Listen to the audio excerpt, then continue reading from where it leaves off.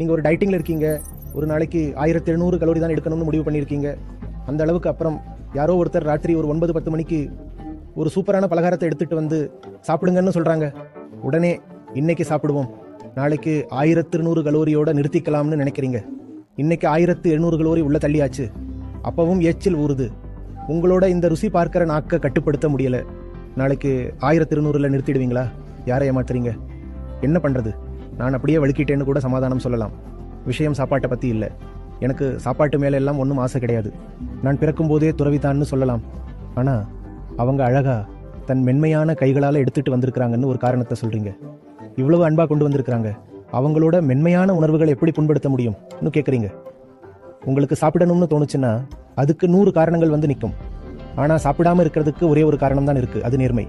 நடக்கிற விஷயத்தை தடுத்து நிறுத்துறதுக்கான முடிவை எடுக்கிற அதிகாரம் உங்ககிட்ட இருக்கிற அந்த ஒரு நிமிஷம், அந்த நிமிஷத்தை அப்படியே வீணா போக விட்டுடுறீங்க. அந்த வாய்ப்பை விட்டுடாதீங்க. அந்த உரிமையை பயன்படுத்துங்க. உங்களுக்கு நீங்களே வேண்டாம்னு சொல்ல கற்றுக்கோங்க.